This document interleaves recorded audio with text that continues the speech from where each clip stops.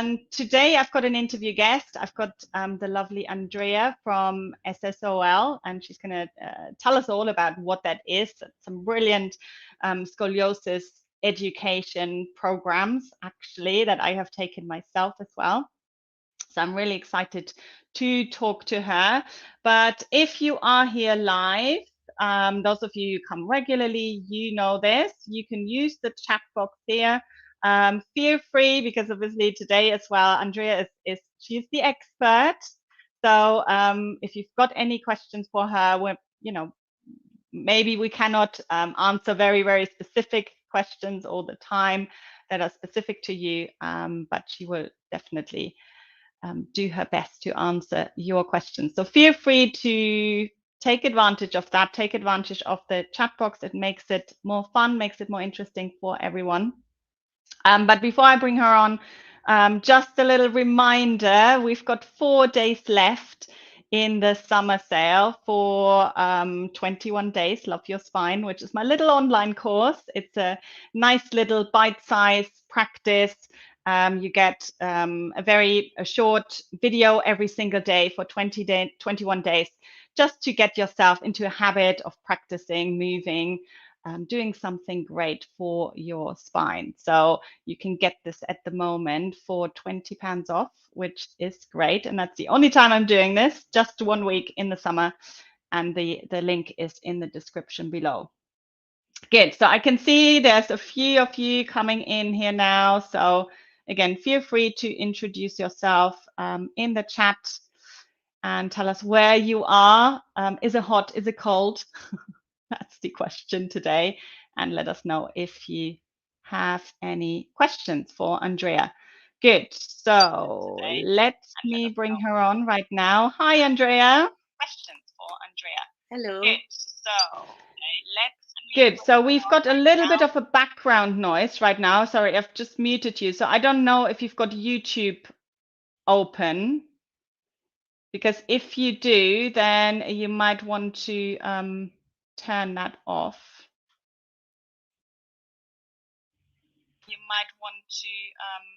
Because I can hear myself twice.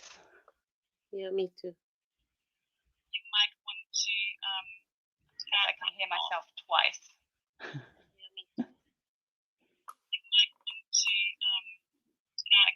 Is it on, or is it okay?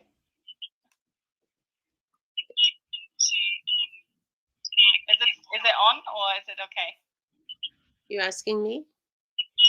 Yes, I'm asking you, because I can hear a little echo. I can hear myself twice. Too. Is it my end, the echo? So it's usually, if you have something else open, if you have the YouTube Is it my end page open. So it's usually, if you have something else open, if you have the YouTube. Otherwise, we might have to. How's that? Better? Oh, yes. What did you do? I got out of Safari and I'm in, right. in Okay. Google now. Chrome. Okay. Interesting. Oh, sorry about that. That's okay. That's okay. This is technology. And this is what happens in these live streams. We have fun, and we sometimes we have troubles, and we do sort it out though. Okay, lovely. So there's a few of you here who are saying hello. They're saying good morning. Very hot in the US right now as well. Good. So Andrea, I mean, I didn't give you a huge introduction, because I feel like I read all your bio, obviously, and it's there's so many things, and it's very, very, very impressive. But you're a physiotherapist, you're a Schroth therapist, and I think you have a few different schools, or different Barcelona and the Germany one. Is that right? Yes. Yeah. So good. Let me know if you want me to talk about my past, or if you rather just have questions, and I'm happy to answer. Happy to be here with everyone. Yeah, I think it would be great just to know a little bit about how you kind of got into this field, because it's obviously very, very specific. And yeah, maybe tell us a little bit about your journey and your personal experience with scoliosis, and then how this has kind of led you to helping others. Okay. Well, thank you for having me. And my journey started at age 12, like most of the adolescent idiopathic scoliosis patients, when I was diagnosed with scoliosis during a school screening in Europe. And from then on, I was transferred to an inpatient hospital where I was 5 weeks doing exercises 4 to 6 hours a day. And it was very interesting because we were attached, the spine unit was attached to the polio unit. So I was able to help other patients right away. So I think at that point I decided I'm going to be a physiotherapist. Oh, wow. And so since then, my career was just going towards that. I became a pediatric nurse first, and then became physiotherapist. At first, my thesis was in cystic fibrosis. So I was very interested in lung function, and it continued on to orthopedics, and recognizing the need that when I moved to Canada, we don't have school screening here, we don't have conservative treatment here back in the 1980s. And having 4 children, I recognized that nobody is really screening them either. So I started to promote scoliosis screening in 2005, 6, 7. And people were interested in scoliosis screening at that time, but they was not medically supported to screen scoliosis. So doctors are not mandated here to screen, and the schools are not screening. So if you're lucky, your doctor might screen you. If not, then we're falling through the cracks, as 32% of Canadian children, unfortunately, diagnosed late when the curve is over 45 degrees. Mm-hmm. So I started promoting scoliosis awareness. And of course, when I received patients, I wanted to make sure I educate myself to the max. So I went to Germany, I went to Barcelona, I went to Italy and France, and I learned many PSSE methods. Mm-hmm. And using them every day in my practice. I have a small clinic where I see patients here in Ottawa, Canada. Right, lovely. So you mentioned you've got 4 children. How old are they now? Oh, they are older. So they're adults now, right? No, I'm just wondering if there was, obviously, because you recognize the importance of screening. Do they have scoliosis? Was there ever kind of a time where you were worried about it? So I screen them, I think, on a daily basis. Still, when you have scoliosis and you know that it's inheritable, it's something you do. I went into their schools to educate the classrooms on scoliosis, as well as I do have, I would say, out of the 4, 3 of them scoliotic type of posture or mild scoliosis. So they were immediately instructed in certain ways of sitting, certain ways of moving, and activities. So very lucky in a way, because we ended up with no progressing or large curves in the family. That's amazing. That's amazing. So, as you're nicely kind of leading us into this, I mean, these are the questions we get all the time, but because I think everyone recognizes that it's fine, it's great if you do your exercises, or even if you've got your Schroth program and you're doing this. But what about the rest of the day, right? What about the 23 hours that you're not doing your exercises?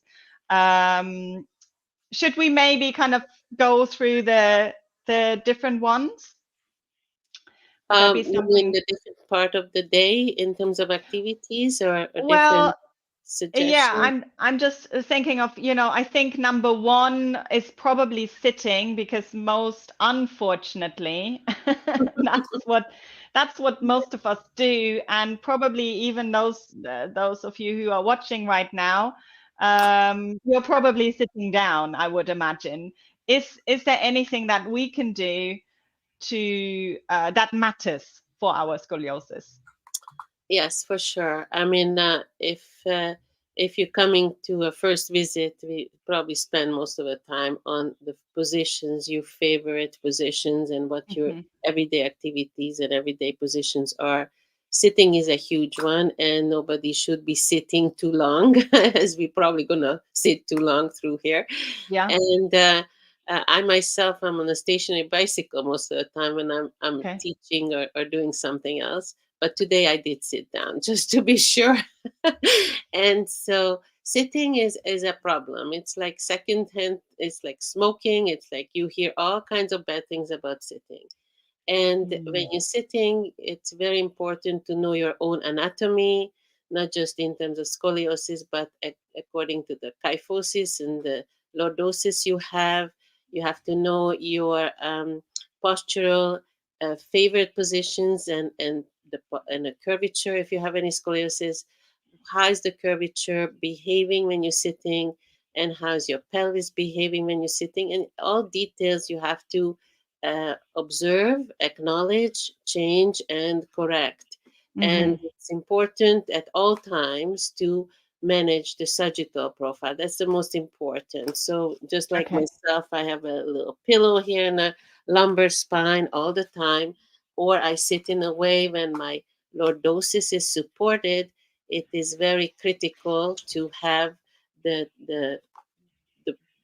pelvis stable and a very good lordotic angle in the lumbar spine. Again, it depends on your own anatomy, Hmm. and when you have your knowledge, when you have your information and education on it, you're definitely going to be able to manage your sitting.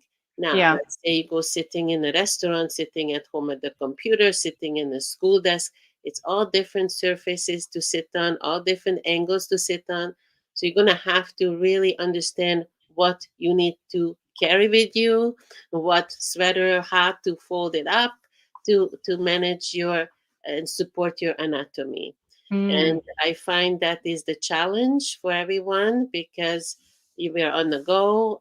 So I always encourage to prepare whatever support you need into certain positions. If you're going Mm. on a trip, you make sure that you either carry with yourself a good rolled up sweater, which you already tried out, or using one of those little pillows they hand out, or the blankets, or anything you can make your anatomy supported, your lumbar Yeah. lordosis supported. So Yeah. that's number one. I think whether you have scoliosis or not, that you So have to sagittal, sorry to interrupt you because you're yeah, a lot. speeding through it. You're speeding Yes. through it. A sagittal, just to clarify for everyone, means from the side, right? So we have to make sure that that's okay. First of all, I'm gonna be Oh, your that's model, great. Yes. right? So that will not end up. I would imagine that's what you mean, right? That will not That end would up not in this. be very good for you, That no? would not be very good. And then I'm hugging my Yes, knees here. yes. So all those are positions which are favorite positions, sometimes for teenagers, for adults, or habitual positions. Hmm. And we might need to check that and relearn that with supports or active muscle memory. So that's a very important step for most of us, everyone Hmm. who's sitting. Unfortunately, office chairs, car seats, they're not Yes. one fit for all. So you I have was going to say, yeah. I mean, Laura is asking about a flight, right? She's taking an 11-hour flight. And I mean, I haven't been, well, I have been on a plane actually recently. I was going to say I haven't been on a plane for 2 years, but um, that's not true. But they are not good, right? no, Plane seats, they're not. I mean, everyone is saying this. This is like no, this is no. this is terrible. And then obviously on an 11-hour flight, yes, you can walk up and down the aisle a little bit, but you can't keep doing that all the time. So is there any Yeah, advice for Laura? yeah, depends again your anatomy. Like I'm a very straight flat back, so any seats will push my head forward, and I Hmm. would not be very happy sitting there. for any amount of time. So depending on if you have your natural kyphosis and lordosis, and it is somewhat supported by the seat or the headrest. If not, you're going to have to fill it up according Right. to your need. So you definitely need to take some of the props with you. If you have very well established pillows at home, you put it in your purse. If you don't have that, then you have those little pillows they hand out and blankets. I like to roll up the blanket. It's a little firmer support, but sometimes I also put the rolled up blanket and a little pillow to fill up my gaps between the seat and my anatomy. So it's important that you kind of practice that at home to make sure that you're not just the first time you correct yourself in an 11-hour flight, because you might be very uncomfortable just by having to learn those corrections as well. Yes. So practice at home, see how you can manage to align your hip, shoulder, earlobes, very simple test with a little bit of um, rounding between the shoulder blades and then arching in the lower back. So if you can manage that and sit actively at first, then put in the pads which may support the same position when you relax. Now, the arm rests are helpful for active self-elongation on a plane if your neighbor doesn't mind to get their elbows off, or you might have to push a Have to little. negotiate a little bit. Yes. Yeah. So that is excellent for active self-elongation. You can definitely use some muscle activations So almost during like a little flight. exercise. Basically a Like, little bit of yeah. exercise. It's always recommended to use your feet and your ankle movements. And I remember back a few years back, there were on-flight little exercises for circulation as well. But Yeah. whenever you can get up, for sure, standing is easier to manage your lordosis and natural, the lateral profile. And walking around is very great if you can manage to get out of your seat. And going back and forth, pretend going to the washroom may not stop you. So it's important to break that. Or you might want to pay for a higher expensive seat where you can definitely stretch out Yeah. and Yeah. unload the spine and take the loading off your spine. I would still use some supports, but it is something which is probably very advisable with a long flight like that. Okay. So this is kind of the sagittal correction, as you say. What about the side to side problem there? Yeah, so if we have scoliosis, you don't want to load the curve. So let's say if it is a lumbar curve, a lower back curve to the left, you Yeah. definitely don't want to hang out on the armrest on the left side for the 11 hours or any time, really, Yeah. because that will increase the curvature. Again, I'm going to model this, and Yes, that is my curve as well. It's the left lumbar. So yes, this is my preferred, of this would be course. hanging out into my curve, obviously. It's always very comfortable when you're hanging out in your Yeah. curve. So be suspicious if you get very comfortable. You might want to double check how you sit in. What you're doing. So Yeah, you should always be a little bit uncomfortable. you have to be controlled. Let me put it that way. You have to control that curve because that curve always wants to increase. So would you then recommend kind of hanging out on the other side, or Not just not really, not hanging out at really. all? I always recommend to get to the midline. That's Right. easiest and the safest position to get your midline, nose, belly button aligned, feet equally on the floor. And don't get into any kind of twist and turns and side bending positions if you can avoid it, because obviously that will not help you either in a curve or the compensations of your curve or the pelvis position and so on. So it's not very easy, but you can always shift your weight a little bit more towards your sitting bones, a little bit more working on the tailbone. You can go a little bit of forward, backwards. You have a little bit of movement there. And of course, we have a little bit of sideways movement, but really in that cone shape, not to go into side shifts and not to go into much rotation, just because it's pretty hard to know your anatomy if you're not trained professional, as well as to create exercises or corrections while you're traveling, it's probably not your priority. So it's Mm. keep it in the midline, keep everything in a safe midline. You're loading much less when you're midline. When you're going to the side, you're away from the center of your gravity. You're gonna become more and more loading as you further going away from the central of your gravity line and your pelvis too. So it's important to recognize that and aim for the midline. Now you can see my head probably also not in the midline, so you can check yourself often, whether it's a mirror or position yourself on the seat. You can feel the shoulders of the, let's say on a flight, and you're starting to hang closer to that edge of one of the seats or the other edge. Then you position yourself back. Same with the pelvis. Check the side of the seats. Make sure you're not sitting on the left or the right side. You have to position your pelvis in the middle, and that will be surprisingly. You have to do that many times as you slowly get out of your corrections. So Laura is asking about, she's asking about inflatable pillows. Do inflatable pillows in my lower back work? The major problem is that it's a night flight. Oh,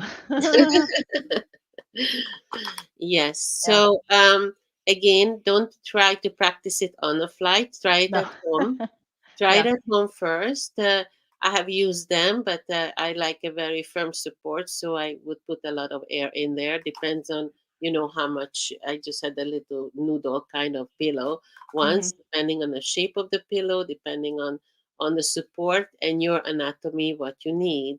Everybody has a different pelvic anatomy, which requires a different curve in a lumbar spine. So you have to double check, where is this pillow pushing you forward too Hmm. much potentially, that will be too much, or when you can have the pillow but you can still comfortably lean into your position and lose your correction. So you have to experiment that a little bit at home, just to make sure that you know exactly what to do on a flight.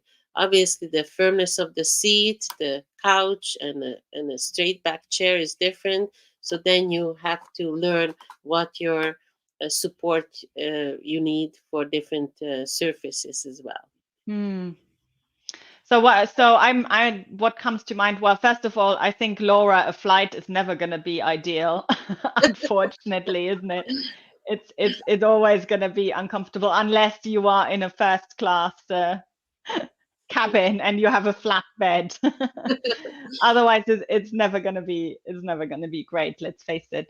But what I remember from, because in your course about scoliosis, which is called, I always say this, it's called introductory course, but it's actually going quite deep into the topic, I have to say, isn't it? So it's Yes, it's 24 hours in total.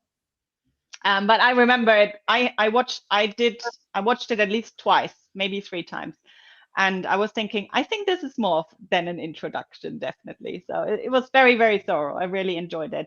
Um, but there was one class or one section of it was about sitting and what kind of a much more in-depth version of what we're talking about. And I had always been, I think it was a physiotherapist who told me before to bring something underneath one hip, because my hips are uneven. Obviously, where is it coming from? Well, it could mhm. either be from leg length difference or the scoliosis, complicated topic. Um, but I remember you saying very firmly, no, we don't put anything underneath the pelvis to correct this. Yes, so it is again goes back to what is the pelvis doing and why is it feeling uneven, or is it really uneven? Is Hmm. your curve pulling you out of the midline and that's why it's feeling uneven? So we try not to use these little crutches because it may alter your actual corrections or the actual feeling of where you're midline. Right. And also to lift up the pelvis underneath your curve will increase the tightness of the lumbosacral ligament area, which Uh-huh. can further just increase the curve again. So we Mm. try to prevent these asymmetric supports or asymmetric balances in a pelvis to help you for the future. It's Mm. maybe temporary feeling a little bit easier to sit like that, or you give yourself a break to sit like that, but it long term is definitely going to create more pelvic imbalance and more tightening in the lumbosacral ligaments, which could create more pulling down on your curve. So it is not really suggested to do that. Okay. Now, if you need it for a second or two, you can put your hand under your pelvis, or you can put your glutes back so you create Yeah. your natural pillow. Now, if somebody has an atrophy in the glutes, or if they have a pelvic anatomy different and the pelvis is not leveled, then we can definitely level up the pelvis. So often adults have different glute mass on the left and the right side. So Right. if that creates a missing pillow, you Mm. can get that assessed by your physiotherapist. If that is your missing pillow, then I would consider supporting it. But Right. if you can strengthen that glute, then you can build back your pillow rather than adding something I extra. like that. I like Yeah. that. Create your own pillow. Yes. Yes. So we try to Good. keep close to the midline, no matter what is the position, Yeah. and to especially for adults, try not to overcorrect or adding more little supports, which can end up causing problems down the road. Giving you different problems. Yes. Yeah, absolutely. Good. What about, let's talk about sleeping next. I'm going to move around a little bit here because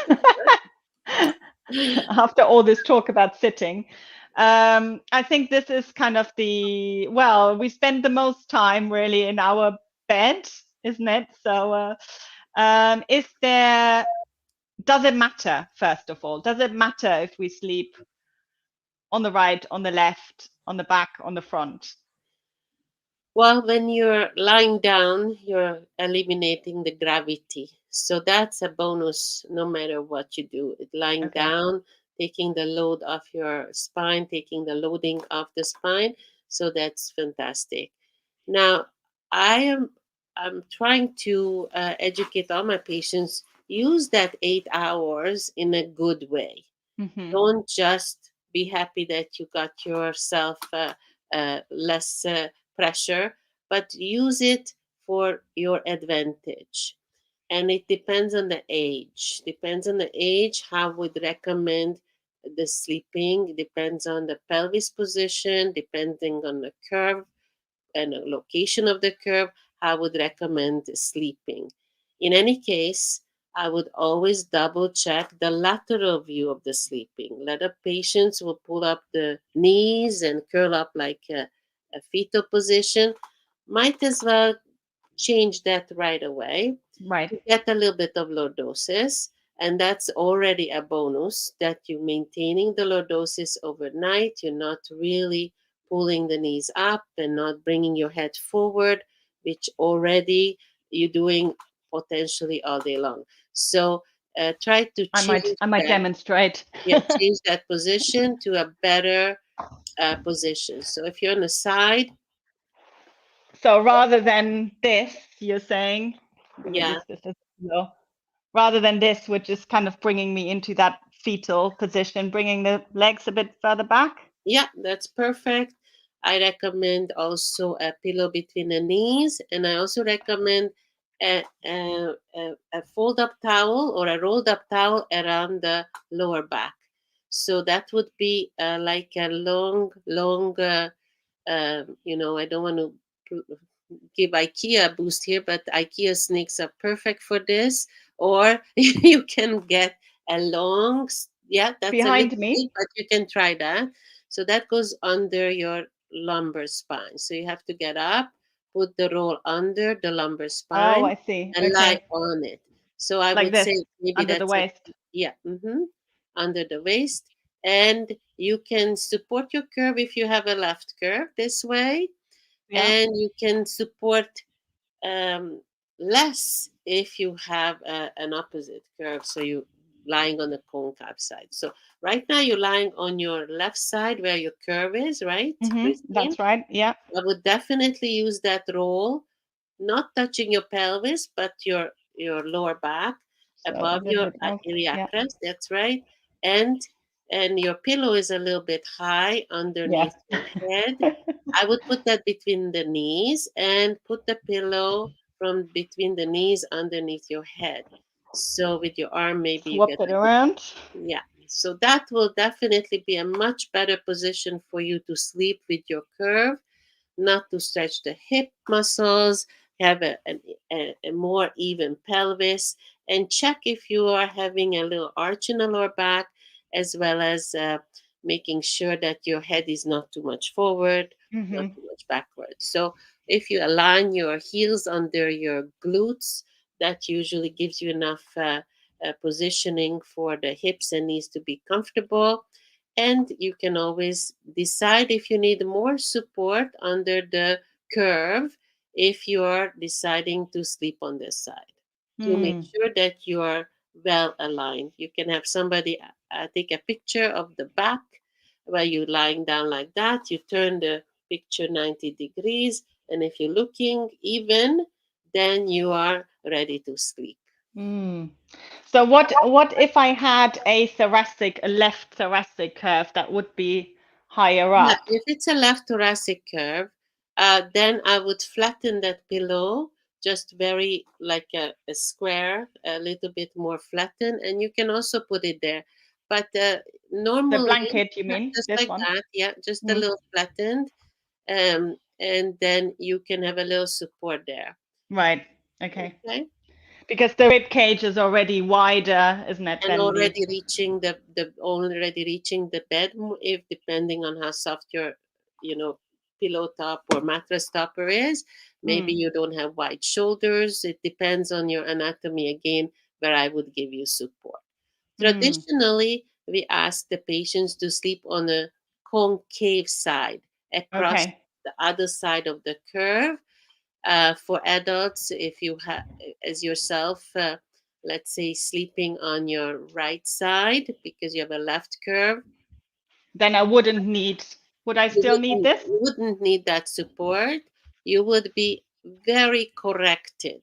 So if you feel overcorrected, then you add a little support, because this is overcorrecting you Right. right now. Your pelvis is shifting more.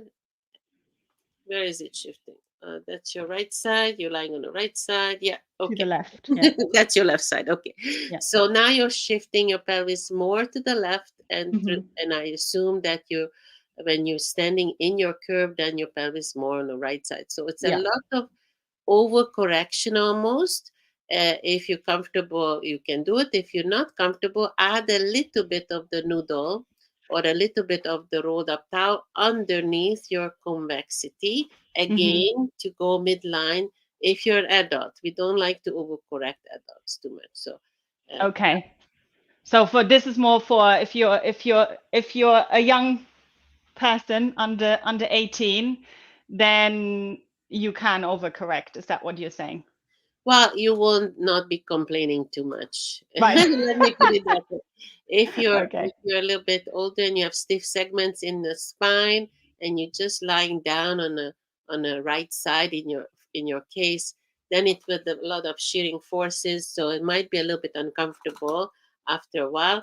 It's okay to have less correction just towards midline. Mm. So I know what people are going to ask. They're going to ask, well, what about if I have two curves?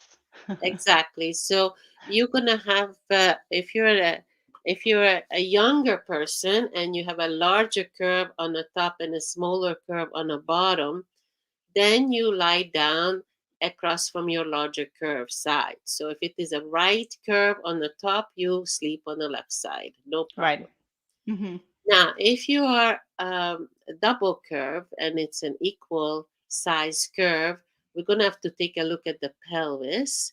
Right. as well, Which way and it shifts. see which one is the priority, primary curve, and how we can position you correctly. And if you're an adult, we always make sure that you are very well aligned sagittally from the lateral view, as well as I just explained, uh, um, be more concerned about the lumbar spine. So the lower back is Okay. our priority if you're an adult into looking at the corrections, because that will give you more trouble in the future. So Right. it's a little bit of a different view depending on the age, again, the size of the curve, the pelvis position, if the pelvis going with the curve or against the curve, and to figure out how to sleep that way. Mm-hmm. In any case, to have that little noodle across around, whether you roll over on your back or whether you roll over on either side, you can decide, if you have the snake, the smaller part or Yeah. the larger part to support you, depends on which way you're rolling onto your side. Because So there are some that wrap around, isn't it? yes, they wrap around ones, like a Mackenzie sleeping roll. Right. Most of the patients find that a little bit firm, Okay. so it's easier to make it yourself. And again, try it out yourself. Maybe you're happy with the little rolled up towel. Maybe you roll up a nice soft scarf. You may be looking at your children's closet for a nice long toy or something soft, to see what fits for your Mm-hmm. lower back and what is the type of or how much support you need there. So it's very individualized again. Best if Yeah. you try. You can get a photo made from the back. You have to see a nice even pelvis with a good support. Not even talking about the rotational concept of it, but at least just the positioning of Mm. So Laura is asking about what about sleeping on the back? Is that better? it. Sleeping on the back, I still like to support the lower back with a Right. very tiny support. It could be a rolled up towel, and you can also support your neck with the same way. So that would be probably a little too much, but That's probably too much. I've got just for another. to show everyone, yeah, just This roll might up a be little better. skinny. That's sometimes enough. Yeah, you can lie down on the back. It's often enough just to make sure that you have a little support in the lumbar spine, and you're not necessarily going flattening the lumbar spine all night long. Mm-hmm. So just again preventative.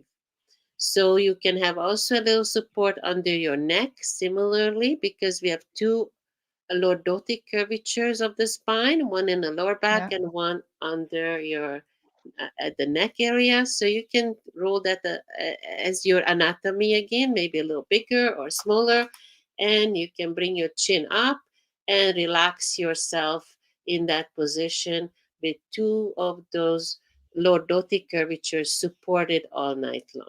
Mm. It's very comfortable. Good. So that is actually I hadn't even thought about it that much to put something in the neck. Hmm. So that's just another idea, isn't it, to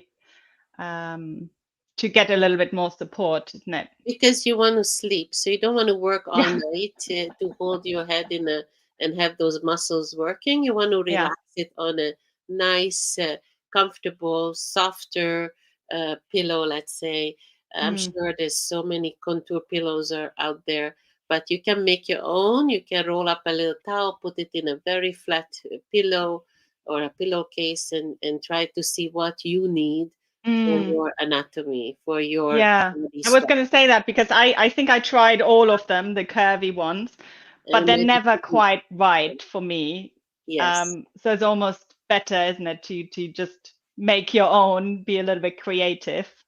make your own. And if it happens to be that you find something totally the same or similar online or in a store, then you buy it. But other than that, if you don't know what you're looking for, what you need, nobody can give you the right pillow, really. So you Mm. have to try it out for yourself and see the size, see the firmness, and then you can be more equipped to buy the right thing for yourself.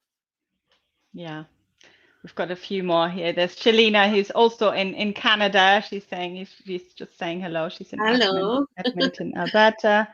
And then we've got Jess in New York as well. Good. Okay, so I think we've covered the sideline. I know I could talk for hours with you, of course. Just mindful of the time. I think are we okay with sleeping, everyone? I think we all know that sleeping on the tummy is probably not great, is it? That's Well, it's just not going to harm your spine where your curves are. It's going to be hard on your neck. on the neck. So Yeah. that's the problem with sleeping on a tummy. But Mhm. if you do sleep on a tummy, again, if you have too much lordosis, you can put a little pillow under your stomach, under your belly, under your pelvis and belly to decrease that increased lordosis. It's most likely maybe increased when you're on a stomach. Yeah. And if you have to sleep, try to aim the head not completely rotated, but somehow halfway rotated. So Uh-huh. you're not straining the neck, and alter the position left and right. So you're not straining your neck. You can always support your shoulders if you have the shoulders falling forward I by might two just pillows demonstrate as it well. quickly. So it's not a hugely recommended position, but if Because usually what happens is that we'll have one yeah, leg out, right, yeah, as and well. that could be an issue. So if Mhm. you get both legs straight and you can put that blue pillow underneath your stomach, then you might be allowed to sleep a little bit on your This one. stomach. Yeah, just go on your stomach. Yeah, and then you can aim another pillow or a wedge pillow that your head is not completely turned sideways. So Yeah, just to make it a wedge shape to that's right.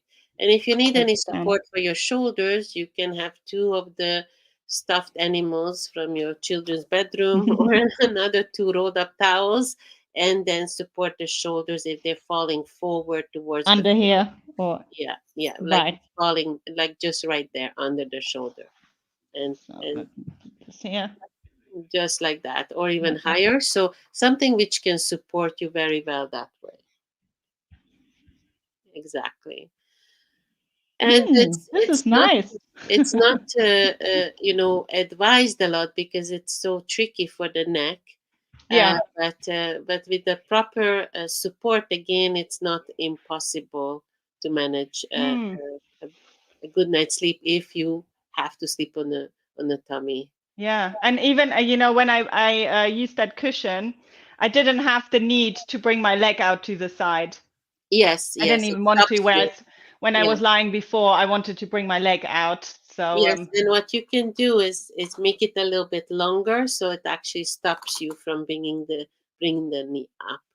It's just too much rotation of the pelvis. In some cases, it might be the right thing to do, but I try not to have a position for 8 hours. Let's say you fall asleep in a corrective position and it's too much rotation, might not be comfortable in the morning when you wake up. yes, yeah, absolutely. Absolutely. Brilliant. Just very, very briefly, because I do want to ask you about SSOL as well. Very briefly, standing up. Let's say, well, I mean, standing is probably the least offensive, I would imagine, because you can move around.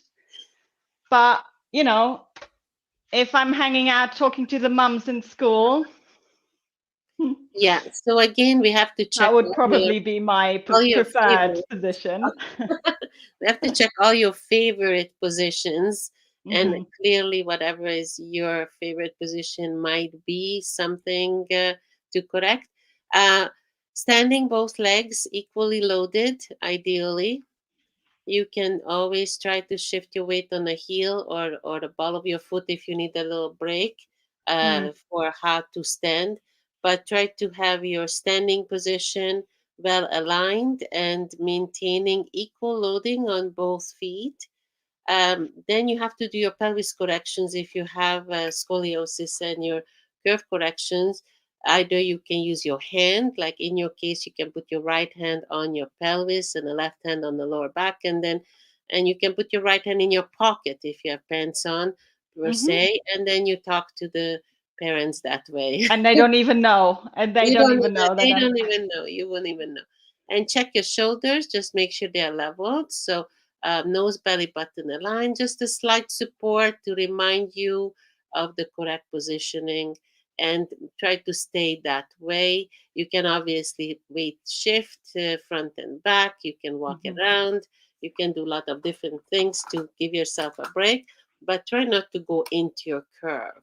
Yeah. So if you're bending the right knee, you're stretching more the long hip muscles, as well as you again shortening the curved side lumbosacral ligaments and pushing the pelvis a little bit up on the curved side. So try to avoid of these asymmetries, because there's always a compensation which comes with Right. it, or some muscle length imbalance. So try to avoid those asymmetric postures. So even going the opposite might actually create a different problem rather than Well, yeah, falling don't ahead. go completely the opposite, Hmm. because that would create an overcorrection. And Yeah. let's say if you create an overcorrection, there will be something above or below to keep you midline. It's another compensation. So try to maintain the midline whenever you possibly can, Mm.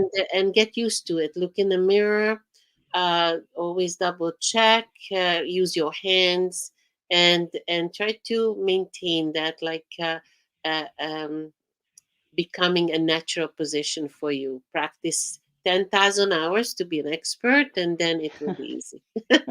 Then it's going to be easy. Yes. Still difficult, isn't it?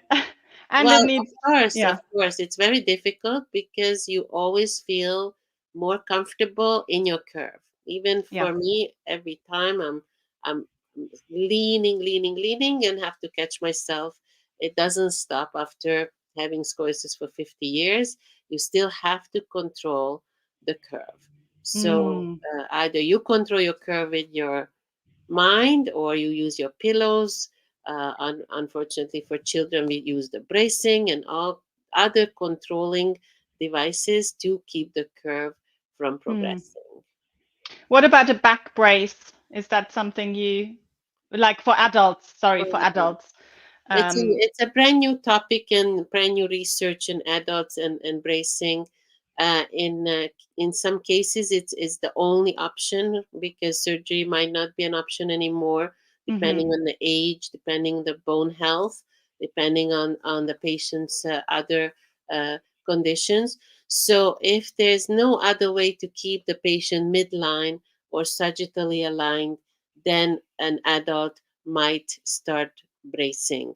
Right. And bracing adults is a lot different than bracing teenagers. We try to get the brace on for maybe 2 hours at a time, depending on the activity they need to do, or maximum four. And Mhm. in very severe cases, if they need to have their active living activities, shopping, cooking, and they cannot do any other ways but in a brace, then they might keeping it on a little bit longer, just to Mm. improve their quality of life. Yeah. And unfortunately, if there's no other way of supporting these patients. Mhm. So last resort, really. Yeah, but when we brace, Mm. we always have physiotherapy added, Right. scoliosis specific physiotherapy, to create a more and more of a muscle brace Mm. to support bracing at any age, anyways. But it is really, I have a couple patients who are, 80 and plus, and surgery is not an option anymore, and they're progressing. So to stop the progression or slow down the progression, they are trying out braces. It's very Mm. difficult to brace adults. The rigid bracing is not so well tolerated.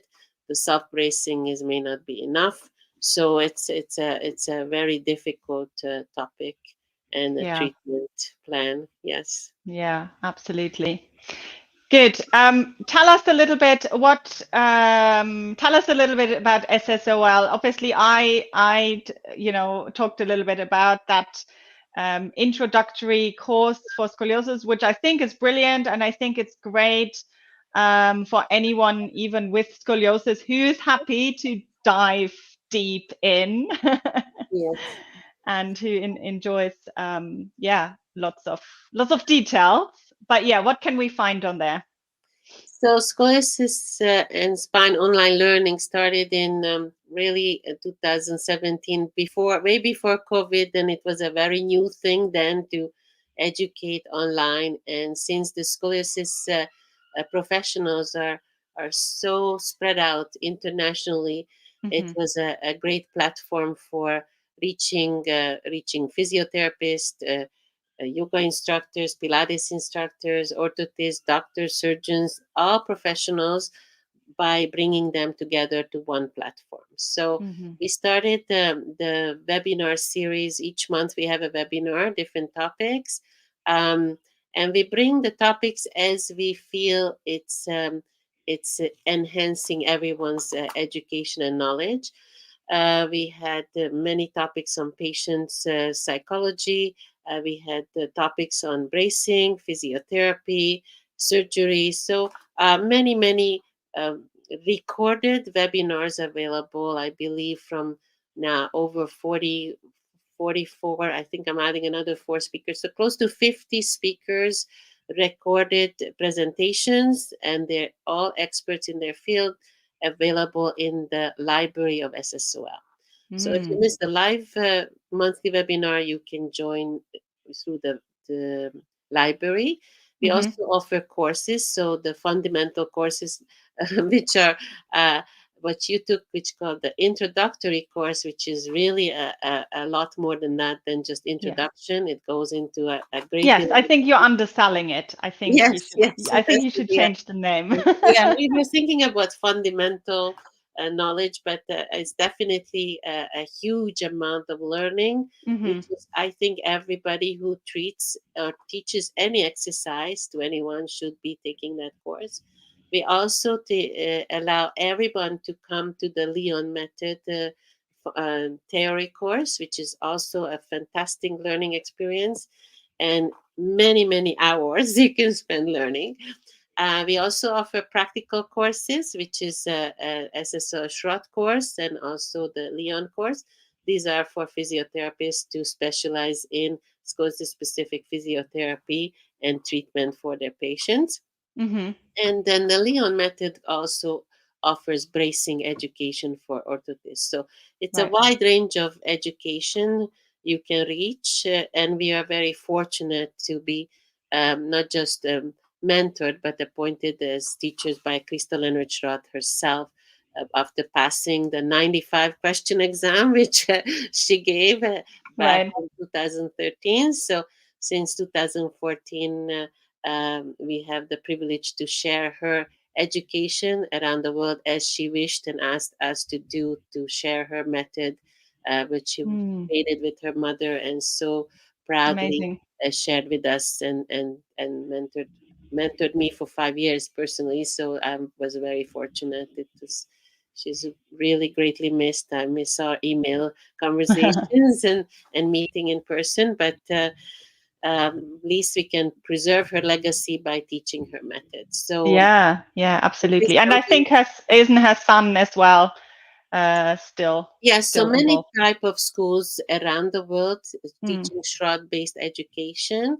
So Dr. Weiss is Krista Leonard Schroth's son. He's using the best practice. He created a more simple, easy to learn 6 exercises for professionals. And also his brace is a new type of brace. There's also the German school still teaching courses, which I took in 2008 in Asklepios clinic in Bad Oppenheim. So they have new instructors who also teach around the world. And then you have who were also on this back chat. So we do have an interview with the guys from there who are very fun. They're very good. And then we also have Schroth-based education in coming from Spain, the BSPTS, the CME method. So those are all spread out and branched out from the basic Schroth education from Crystal and Schroth. So I hope I didn't miss any of them, but there's many educators around the world Brilliant. who are teaching Yeah. their own way, and they adding their own experiences. So Yeah. Hagit and I are very fortunate to teach here, and we are really enjoying to add our experience and what we learn directly from Mm. Agnes and other educators. Well, I love that you're kind of connecting all the dots and you're bringing everyone together, because I think very often it can be a little bit isolating, and then there starts to be competition between two methods, and one person says no, this is how you have to do it, the other person says no, that's rubbish, this is how you have to do it. So I love that you're giving a voice kind of to everyone, and bringing in all the different methods, obviously. Yes, so when you go in the library, you can explore many well-established research methods as well. Either they come from the Schroth based or other based. Clearly, we had the clap method, the RPG method represented.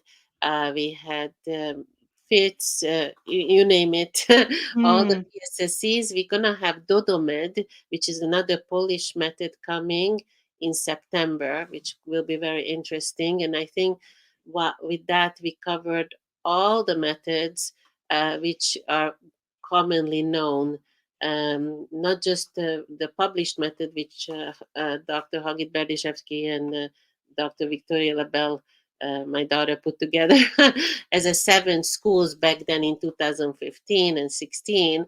But since then, there much more knowledge coming from uh, not just randomized controlled trials, but other professionals who we didn't know about back then. Mm. So yes, at Brilliant. SSOL you can explore all the methods. There's not one right or wrong method. There's no such a thing.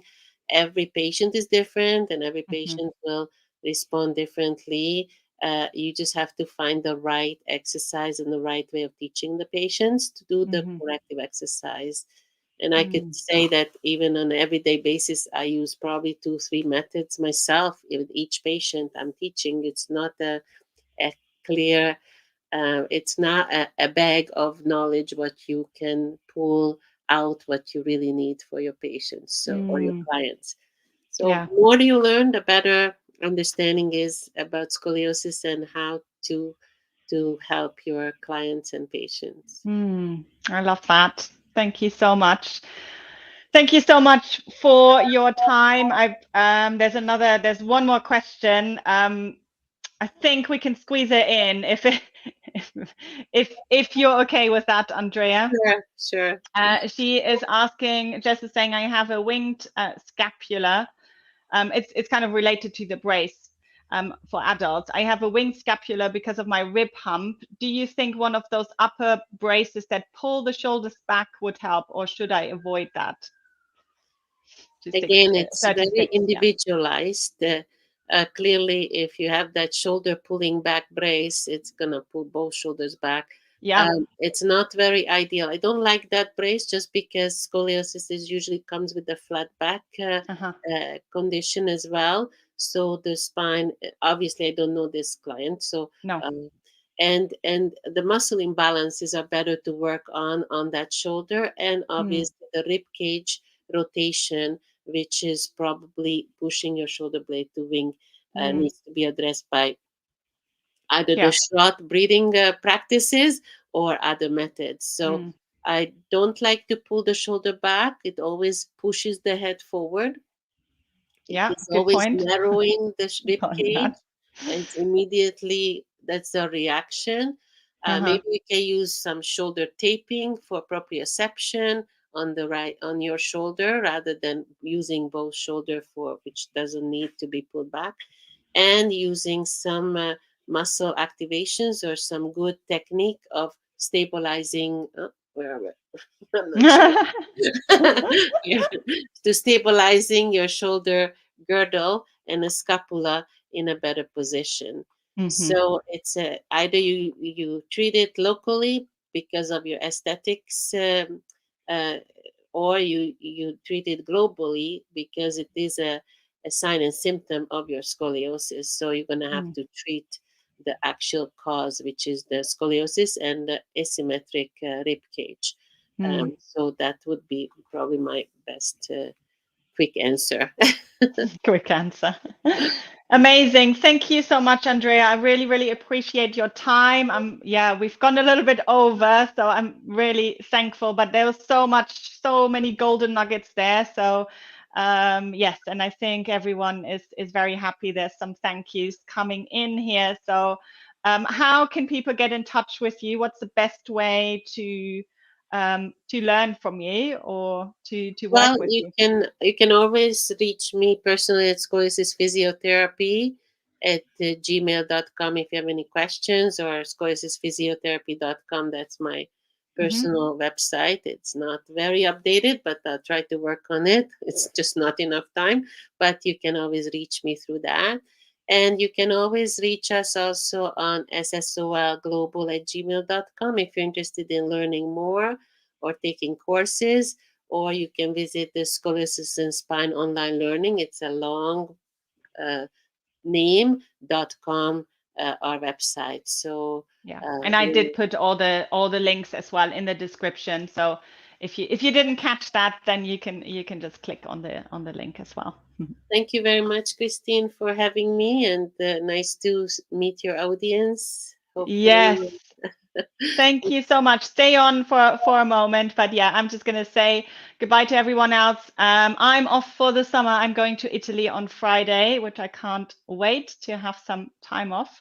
But we're gonna be back with Back Chat in September, and I've actually got some guys from Italy on talking about the Lyon method. So that will be exciting. So thanks everyone. Bye-bye. Bye.